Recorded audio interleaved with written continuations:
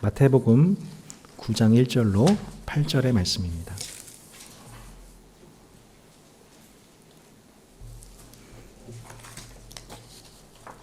한 절씩 교독하고 마지막 절을 합독하겠습니다.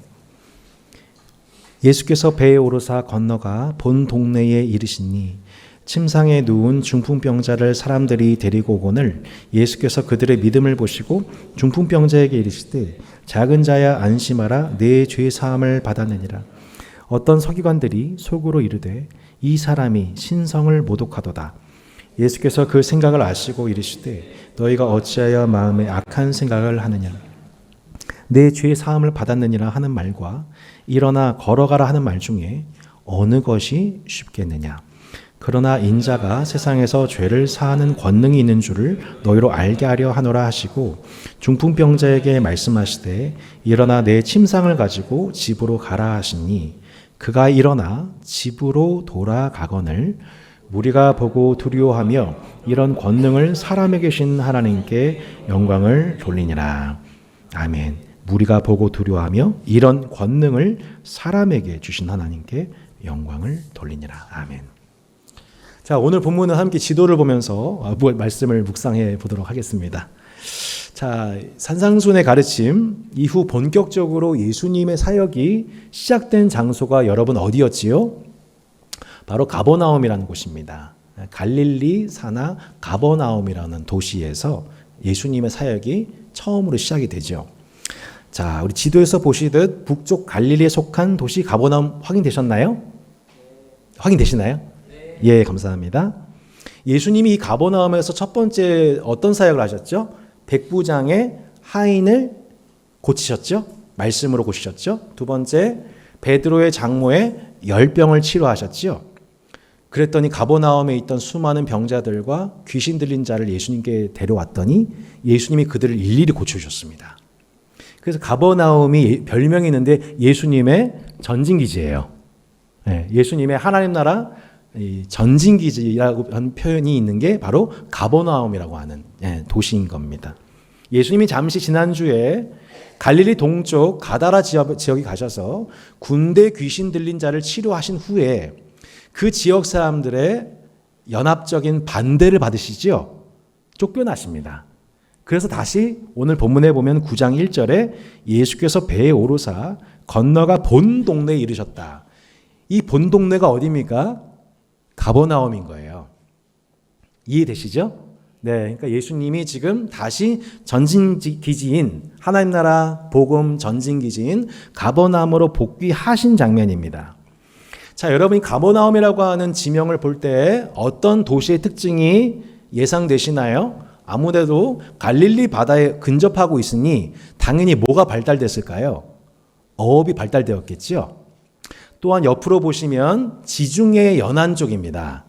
그러니까 당연히 지중해를 통해서 들어오게 되는 각종 물품과 더불어서 교환하는 상업이 발달될 수밖에 없었겠지요.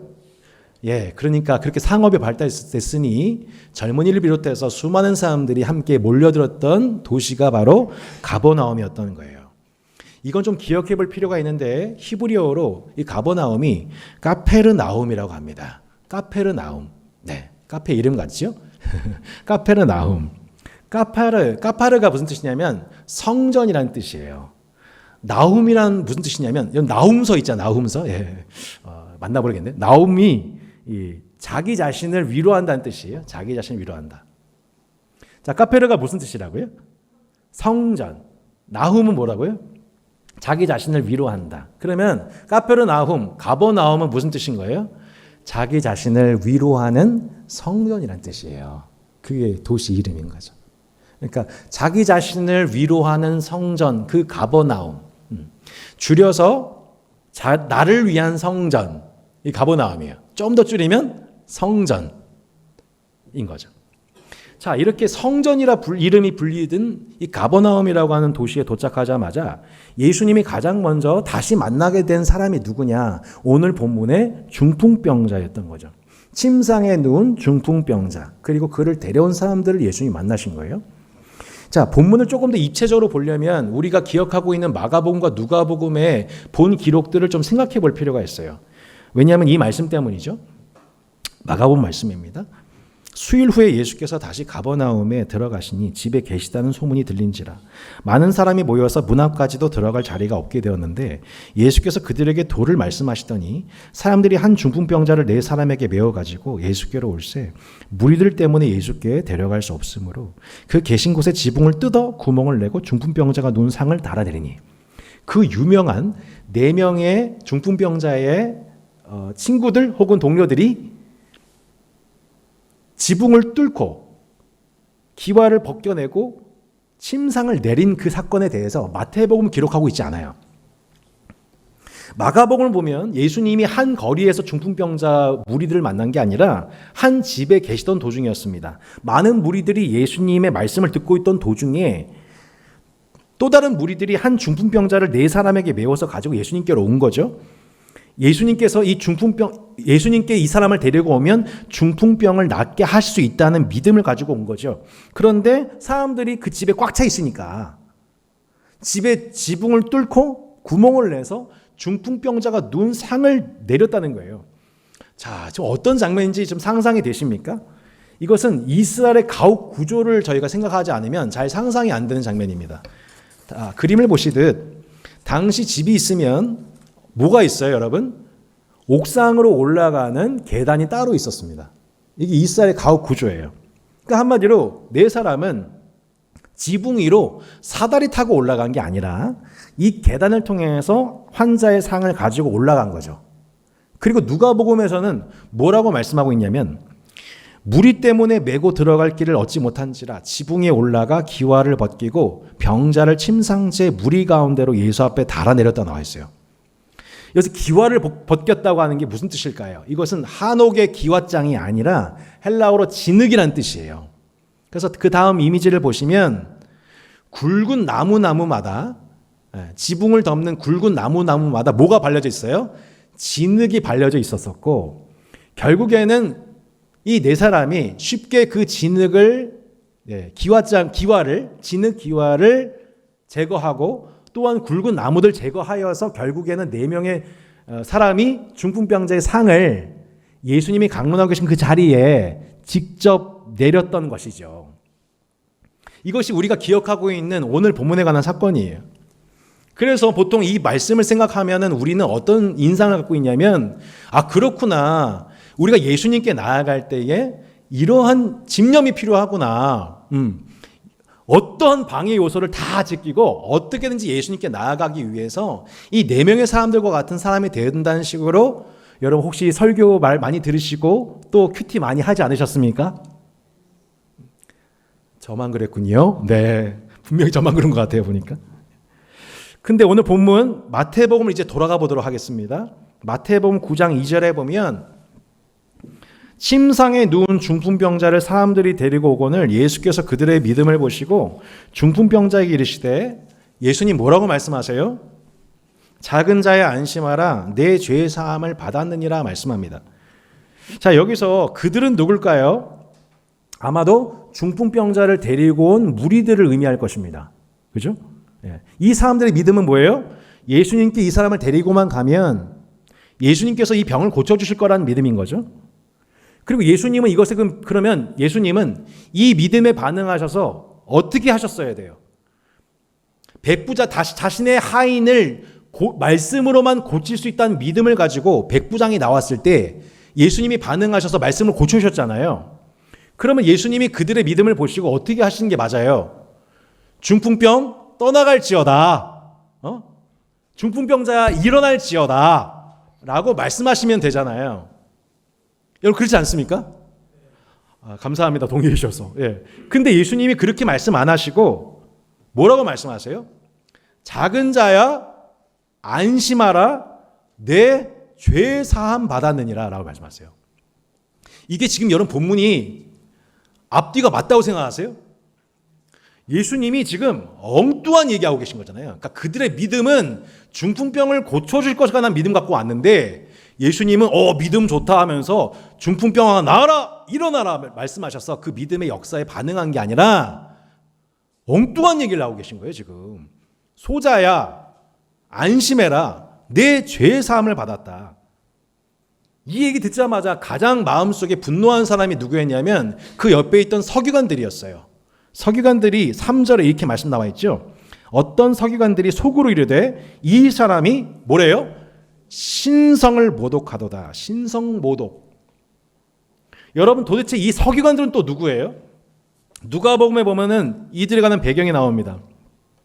하루는 가르치실 때 갈릴리에 온 마을과 유대와 예루살렘에서 온 바리새인과 율법 교사들이 앉았는데라고 나와 있어요. 당시 이 사람들은 누구냐? 갈릴리, 유대, 예루살렘에서 온 바리새인과 율법 교사들이었어요. 여러분 당시에 예수님만 병 고치신 게 아니에요.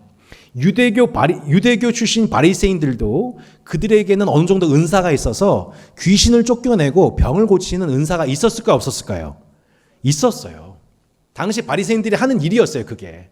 근데 이 가버나움에서 예수라고 하는 사람이 탁월하게 병을 고쳐내고 귀신들을 쫓겨내니까 저 예수한테 가서 뭐 좀 배워야겠다 라는 마음에 가버나움에 방문한 사람들이었거나 혹은 예루살렘 중앙에 있는 제사장들이 예수에 관한 소문을 듣고 저 사람 한번 파악해봐, 정체가 뭔지 한번 파악해봐 해서 파견 나온 바리새인일 수도 있는 거죠.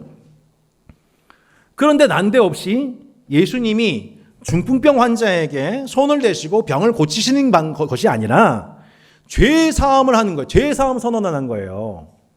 여러분, 유대교에서 죄 사함 선언을 내릴 수 있는 사람은 누굴까요?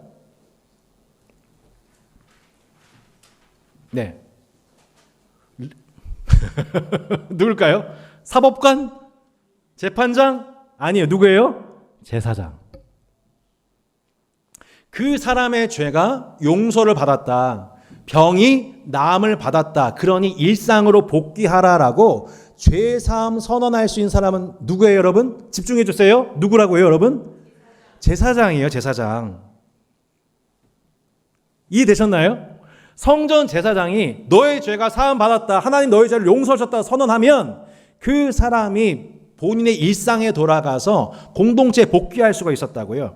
곧 예배자가 가져온 희생 제물을 잡고 각을 뜨고 피를 뿌리는 희생 절차를 진행한 후에 하나님을 대신해서 죄의 문제가 해결되었다라고 선언한 사람은 제사장이에요. 근데 오늘 예수님이 지금 누구 역할을 대신하고 있는 거예요? 제사장. 그 모든 절차와 역할을 다 무시하시고 소자야, 너의 죄가 용서받았다 선언하신 것은 한마디로 내가 너의 죄를 위한 모든 제사와 죄 용서를 선언하는 제사장의 모든 역할을 완전하게 구현해낸 내가 너의 성전이다 선언하신 사건이에요. 이해가 되세요, 여러분? 내가 너의 성전이다. 한번 따라하겠습니다. 내가 너의 진짜 성전이야. 이거 선언하신 사건이에요, 오늘. 할렐루야. 저 멀리 있는 예루살렘 성전을 대신해서 가버나움, 나를 위로하는 성전이라 일컫는 그 도시 가운데 한복판에서 소자야, 안심하라. 안심하렴. 넌 지금 너의 죄 문제 때문에 평강을 잃어버렸는데 안심하렴. 내가 너의 진짜 성전이고 내가 너의 진짜 제사장이고 너의 그 모든 죄를 장차 담당하기 위해서 갈보리 십자가의 언덕에 올라 너의 그 모든 죄를 담당할 너의 대속제물이야 라고 지금 예수님이 스스로의 정체를 커밍아웃이 사건이에요. 여러분, 만약 예수님이 그냥 중풍병자의 병을 치료하시는 또 다른 기적 행위로서 오늘 본문이 끝났다고 한번 생각해 보세요. 가버나움에서 여태까지 백부장의 하인도 고쳤고 베드로의 장모도 고쳤듯이 중풍병 또 고치셨대. 그러면 아마 예수님께 더 많은 바리새인들과 무리들이 매료되어서 따랐을 거예요. 그런데 오늘 예수님의 이 발언과 행동 때문에 예수님은 신성 모독죄를 범한 중범죄자가 되어 결국 예루살렘 산헤드린 공의회에 주목을 받게 되고 끌려가게 되고 결국 십자가 처형을 당하게 되시는 거예요. 그러니까 오늘 이 발언 한마디로 뭐예요? 쉽게 얘기해서 뭐냐요? 죄 사함의 권세는 오직 누구에게 있어요? 하나님께 있고 죄 사함 받았다는 것을 외칠 수 있는 권세는 제사장에게 있는데, 소자야 내 죄 사함을 받았다라고 하는 것은 내가 누구란 얘기예요? 하나님이란 얘기예요. 그러니까 네가 뭔데 감히 신성 모독을 하느냐. 한마디로 오늘 본문의 핵심 메시지는 뭐냐면, 예수님이 인간의 모든 죄를 해결하는 제사와 그 죄를 정결하게 하는 제사장의 모든 역할을 총통합하여 완성하신 성전이요, 예수님이 성전이요, 인간의 죄를 용서하시는 하나님 본인이심을 드러낸 사건입니다. 할렐루야. 이 사건을 마태, 마가, 누가 모두 기록하는 거예요. 유대인들을 대상으로 쓰여진 마태복음, 로마인을 대상으로 쓰여진 마가복음, 이방인을 위해서 쓰여진 누가복음, 모두가 뭘 강조하고 있냐? 우리도 네 사람의 믿음을 가지고 예수님께 나아간다는 걸 강조하는 게 아니에요. 뭘 강조하고 있는 거예요? 예수님이 우리의 진짜 참 성전이고 성전의 완성이고 참 제사장이시고 참 제사이시고 제물이 되셨다라고 하는 것을 드러내고 있는 본문인 거죠. 오늘 예수님이 이 중풍병자에게 뭐라고 말씀하세요? 작은 자야 안심하라, 내 죄 사함을 받았느니라. 마치 아버지가 아들을 부르듯이 예수님이 중풍병자를 부르고 계세요. 여러분, 그 사람이 질병이 있다고 해서 그것을 대번 죄 문제와 연동해서는 안 돼요. 여러분, 요한복음 9장 2절 3절 말씀에 이런 본문의 말씀이 나와 있습니다. 같이 한번 이 말씀 읽어볼까요? 시작. 제자들이 물어 이르되 랍비여, 이 사람이 맹인으로 난 것이 누구의 죄로 인함이니까? 자기니까 그의 부모니까? 예수께서 대답하시되 이 사람이나 그 부모의 죄로 인한 것이 아니라 그에게서 하나님의 하신 일을 나타내고자 하심이라. 아멘. 죄를 범한 결과가 질병 때문이다라고 단번에 정죄하는 것은 매우 폭력적인 언행입니다. 어떤 경우에는 하나님의 하신 일을 나타내시는 경우가 있어서 판단이 아닌 하나님에 대한 신뢰와 인내가 필요한 경우가 있습니다. 또한 심지어 어떤 경우에는 정말 그 뜻을 헤아릴 수 없는 욕과 같은 고난과도 같은 질병도 있습니다. 그러나 또 다른 맥락에서 사람의 질병은 죄의 문제와 관련이 있는 경우도 있습니다. 이걸 잘 분별하셔야 돼요. 중풍병자의 경우에는 후자로 볼 수가 있습니다. 그래서 예수님이 오시자마자 중풍병 자체를 고쳐주신 것이 아니라 소자야 안심해라, 너의 죄가 이미 사함받았단다 라고 말씀하신 거죠. 자신의 범한 죄로 인해서 중풍병, 곧 다리를 절거나 걷지 못하는 지경에 이른 것으로 해석할 수 있는 거죠. 그러니까 지난번 백부장의 하인이나 베드로의 장모의 경우에는 죄 문제를 언급하지 아니하시고 바로 말씀과 안수로 치유하셨던 것과는 달리 예수님이 중풍병자를 만나자마자 안심하라, 내 죄의 사함을 받았느니라. 그러니까 이 중풍병자의 경우에는 내가 지금 걷지 못하는 상황 자체보다도 내 자신이 범한 죄로 인한 죄책감에 매우 눌려 있었던 거죠. 그리고 그 죄의 결과로서 걷지 못하게 된 상황 속에서 한평생을 자책과 슬픔으로 살아가던 중에 가버나움에 임하신 예수님에 관한 소문을 듣고 믿음을 가지고 예수님께 찾아온 거죠. 그러자 예수님이 뭐라고 말씀하신 거예요? 소자야 안심하라, 내 죄 사함을 받았느니라. 곧 자신이 지니고 있는 외면적인 문제, 곧 중풍병의 치유보다 더 근원적인 문제, 곧 죄의 문제를 해결해 주시는 예수 그리스도를 만나게 된 것이죠. 사랑하는 성도 여러분, 우리 또한 마찬가지로 하나님께 나아갈 때 우리도 보통 우리 인생에 여러 가지 문제 갖고 나아가잖아요. 그죠? 이 문제를 해결해 줄 것을 믿음 갖고 나아가지 않습니까, 여러분? 그러나 주님은 그 문제보다 더 근원적인 문제로서 우리의 영적인 문제를 다루신 하나님이세요. 내 영혼이 범한 죄의 문제를 과연 누가 어떻게 해결해 줄 수 있느냐는 거죠. 수군거리는 자들의 마음의 소리를 들으신 예수님이 이렇게 말씀하세요. 마태복음 9장 중후반절 6절까지 말씀입니다. 너희가 어찌하여 마음에 악한 생각을 하느냐, 내 죄 사함을 받았느니라 하는 말과, 잘 보세요, 일어나 걸어가라 하는 말 중에 어느 것이 쉽겠느냐. 자, 잘 보세요. 어찌하여 마음에 악한 생각을 하느냐, 내 죄 사함을 받았느니라 하는 말과 일어나 걸어가라 하는 말 중에 어느 것이 쉽겠느냐. 그러나 인자가 세상에서 죄를 사하는 권능인 줄을 너희로 알게 하려 하노라. 여러분은 어느 게 더 쉬워 보이세요? 죄 사함 받았다라고 선언하는 게 쉬워 보이세요? 아니면은 너의 중풍병자가 나았다라고 하는, 중풍병자를 일으키는 것이 여러분 쉬워 보이세요? 네. 예, 지금 엇갈리고 있죠? 엇갈리고 있어요. 이거 본문의 해석을 잘 하셔야 됩니다. 진정한 의미에서는 사죄의 선언이 더 어려운 거예요. 그 이유 말씀드릴게요. 하지만 사람의 입장에서도 봤었을 때, 눈에 드러나는 결과의 입장에서 봤을 때는요, 죄 사함을 받았다는 말이 일어나 걸으란 말보다 훨씬 쉽게 느껴집니다. 인간적으로. 이해가 되시나요? 사람들의 눈높이, 서기관들의 수준에선 그렇다는 거죠.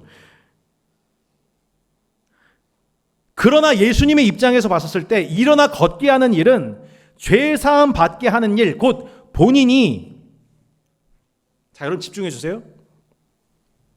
예수님 입장에서는 일어나 걷게 하는 일은 예수님께는 아무것도 아니에요. 예수님 입장에서는 뭐가 어려운 일이냐면 죄 사함 받게 하는 일이에요. 왜? 본인이 담당하실 십자가의 죽음과 피를 흘리셔서 우리의 죄를 용서하신 일이기 때문이죠. 이렇게 물으신 예수님이 이 질문을 던지고 나서야 뭘 하세요? 치유 사역을 하세요. 자, 마태복음 9장 6절로 8절 보세요. 그러나 인자가 세상에서 죄를 사하는 권능이 있는 줄을 너희로 알게 하려 하노라 하시고, 같이 한번 읽어보겠습니다. 중풍병자에게 말씀하시되 일어나 집으로 가라 하시니.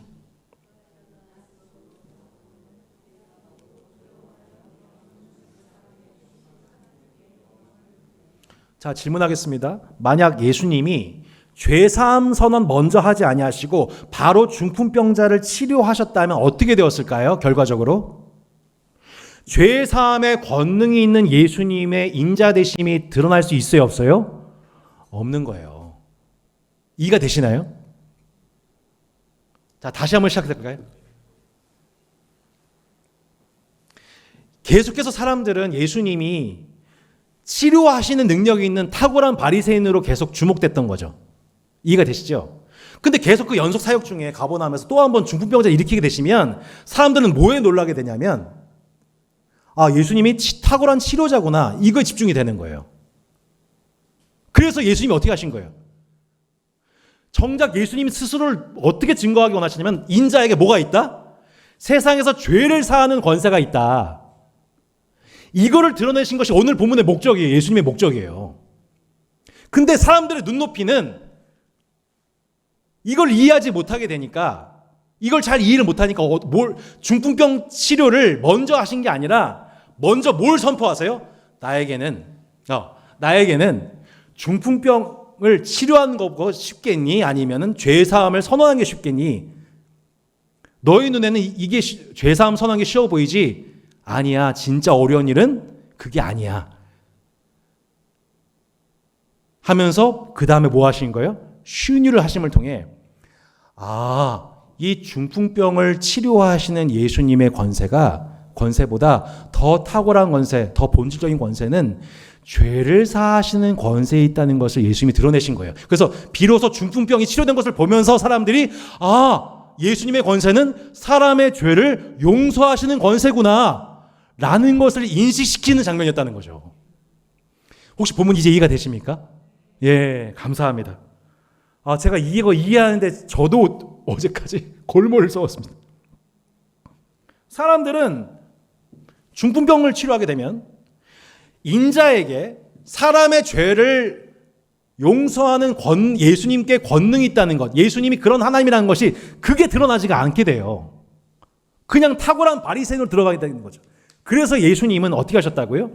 먼저 소자야 내 죄 사함을 받았느니라 라고 예수님이 참된 성전이며 제사장이심을 먼저 커밍아웃 하신 후에 그 증거로서 어떻게 하세요?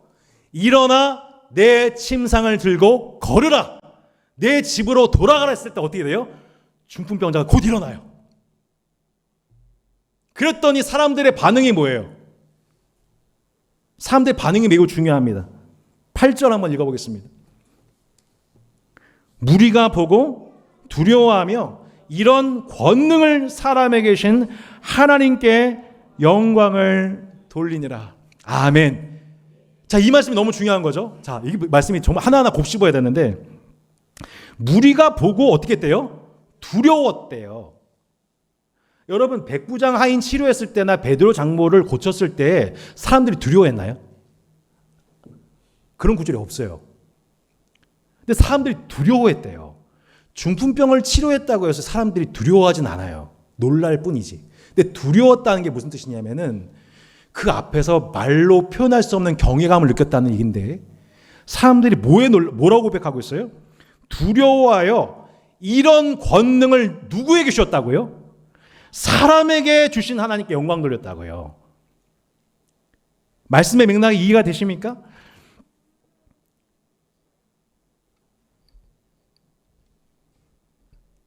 죄 사함의 권능, 사람들이 예수님을 봤었을 때 놀라게 된 권능은 중풍병을 치료한 권능이 아니라 무슨 권능이에요? 죄를 사하는 권능이었다는 거예요. 근데 그 죄를 사하는 권능이 유대인들은 누구에게 있다고 믿어요? 하나님. 죄의 사함은 오직 하나님께 있다. 근데 하나님인데 지금 누구한테 그 권능을 주셨다는 거예요? 사람에게. 할렐루야. 이걸 지금 말씀하는 본문이라는 거예요. 조금 어렵지만 이해가 되시나요? 사람들이 놀라면서 하나님께 영광 돌리겠다. 죄를 사하는 권능을 사람에게 주셨다는 것을 보게 되고 하나님께 영광 돌리게 되었다는 거예요. 여러분, 왜 이 말씀이 중요하냐면 마태복음의 독자가 누구냐면 유대인들이에요. 유대인들은 지금까지도 뭘 인정하지 않아요? 하나님의 인간이 되었다는 걸 안 믿어요. 하나님이 인자가 되었다, 하나님이 사람이 되었다는 걸 지금까지도 안 믿어요. 하나님이 어떻게 인간의 몸을 입고 하나님이 어떻게 십자가에 못 박혀 죽어, 유대인들이 꺼리낀 일이에요. 지금 마태복음의 저자 마태가 뭘 주목하는지 여러분 보십시오. 죄를 사하는 권능을 누구에게 줬다? 사람에게 줬다. 그 사람이 누구예요? 인자이신 예수 그리스도에게 주셨다. 예수 그리스도는 그러므로 하나님이다. 하나님이 사람으로 오셨다. 뭐 하기 위해서요? 사람의 죄를 용서하기 위하여.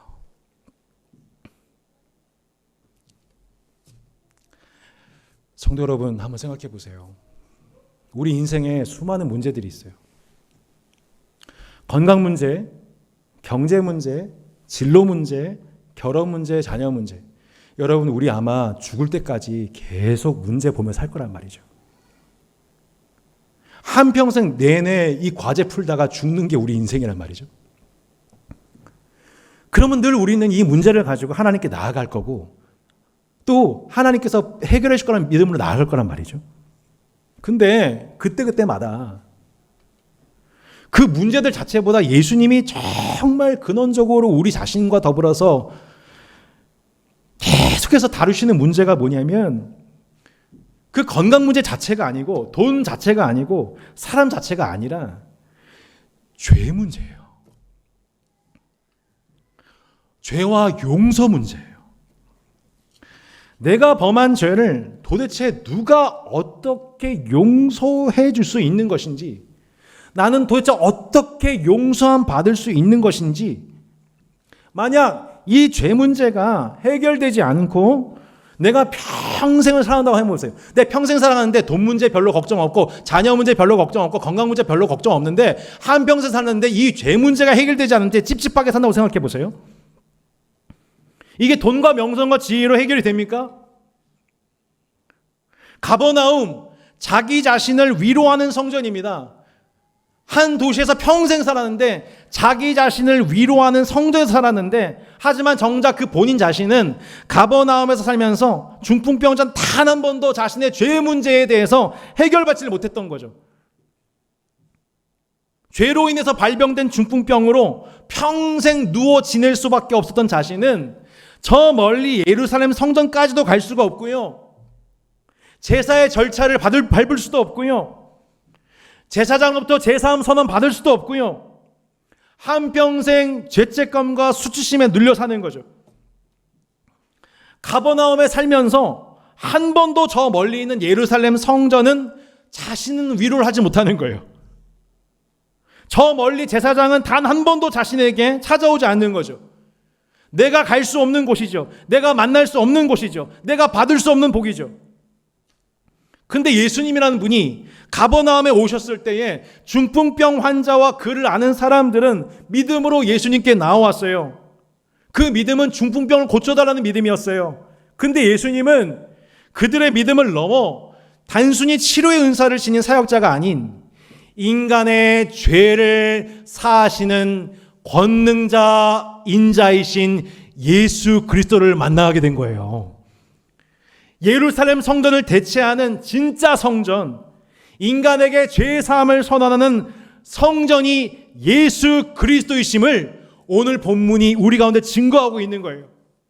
성도 여러분, 우리가 예수를 믿는 이유가 뭐냐면 우리가 더 이상 유대교를 믿지 않고 예수 그리스도를 믿는 이유가 무엇이냐면 예수 그리스도야말로 하나님이 유대교를 대신하여 우리가 하나님 앞에 나아가서 죄 사함 받을 수 있도록 새로운 살 길이 되어신 영원한 살 길이 되어신 참 성전이 예수 그리스도라는 것을 이 땅에 증거하셨기 때문입니다. 우리의 희생 제물이 되신 예수님을 힘입어서 우리가 언제든지 365일 제사장만 나아갈 수 있는 그 성소의 그 자리에 예수 그리스도라는 성전을 힘입어 하나님의 은혜의 보좌 앞에 담대히 나아갈 수 있게 하셨기 때문입니다. 예수님의 피 흘리심을 통해 우리의 모든 죄를 예수님이 용서해 주셨기 때문이에요. 너의 소자야 안심해라. 너의 모든 죄가 용서받았다라고 참된 대제사장이신 예수님이 어디서 외치셨어요? 십자가에서. 뭐라고 외치셨어요? 다 이루었다.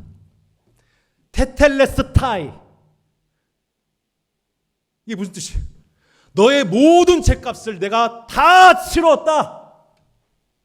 성도 여러분, 예수님이 저와 여러분의 모든 죄값을 십자가에서 다 치르셨습니다. 너희가 한평생 진 모든 죄와 그 모든 죄의 대가를 너희가 진 모든 빚을 내가 다 이루었다. 다 치루었다. 이것이 오늘 본문을 통해서 나타나는 참 성전이신 예수 그리스도의 복음인 거예요. 가버나움을 한평생 살면서도 단 한 번도 내 인생을 위로하는 성전을 경험하지 못했던 중풍병자들과 같이 우리도 마찬가지예요. 한평생 교회를 다녔지만 단 한 번도 내 모든 죄를 용서해 주신 예수 그리스도 참 성전이신 하나님을 알지 못하고 살아가는 이 땅에 수많은 교인들이 넘칩니다. 걸을 수 없게 된 중풍병자와 더불어서 그의 상을 메고 예수님께 나아갔던 사람들과 같이 비록 우리도 우리 인생의 문제를 해결해 줄 것 정도만 믿고 예수님께 나아가는 믿음이지만 그런 우리의 연약한 믿음일지라도 중풍병자와 같이 인생의 문제를 가지고 어떻게 할지 모르는 무기력함 데 있는 그 영혼들일지라도 여러분, 우리의 참된 제사장이시며 참된 성전이신 예수 그리스도 안에서 이 땅에서 죄를 사하는 권능을 주시는 예수 그리스도의 참 성전을 맛보는 은혜가 따스한 교회를 통해서 경험되는 은혜가 있기를 예수 이름으로 축복합니다.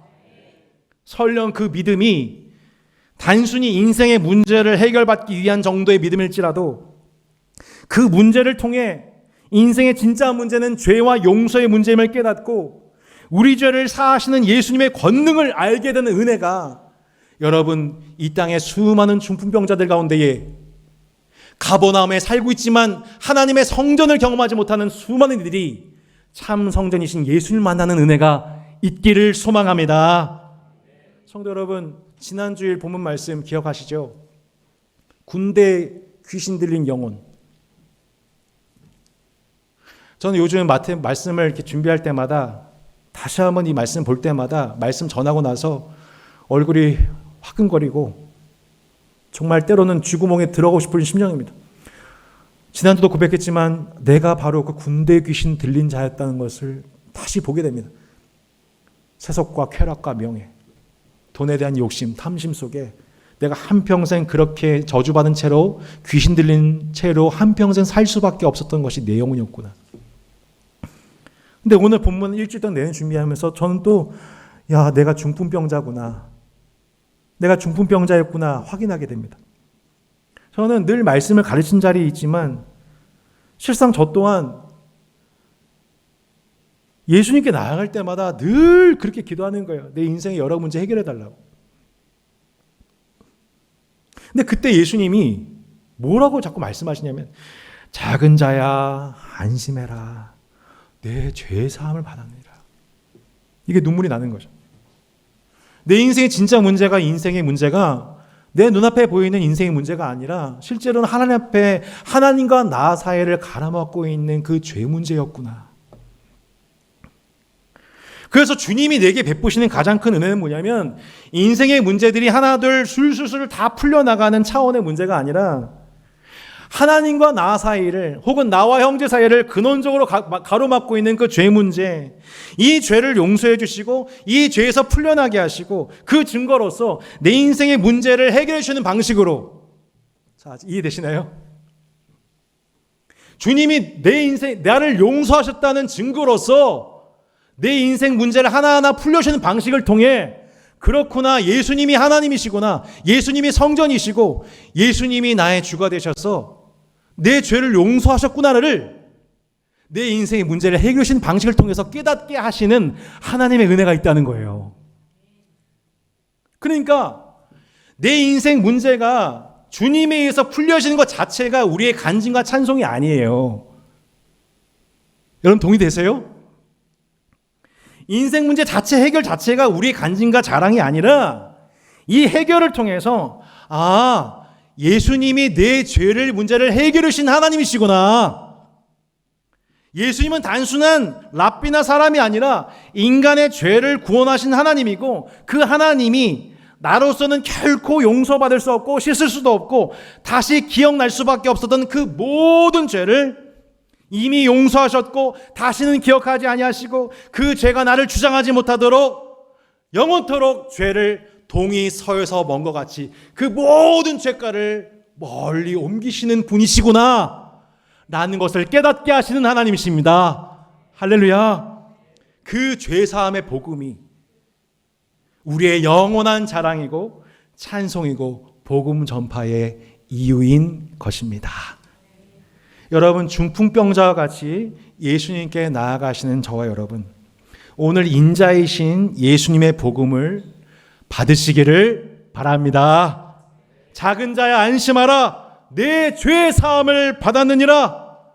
말씀하시면서 동시에 주님은 뭐라고 말씀하세요? 그 죄 사함 받았다는 증거로서 뭐라고 말씀하세요? 일어나 내 침상을 가지고 집으로 가라. 이 순서를 통해 주님은 단순히 내 인생의 문제를 해결하시는 능력자 정도가 아니라 내 인생의 가장 근원적인 죄의 문제를 해결하신 인자이신 하나님이심을 깨달아 알게 되시기를 바랍니다.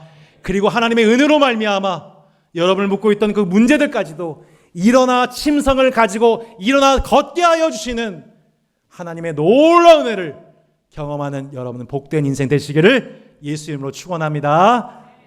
아멘. 우리 함께 찬양하고 기도하겠습니다.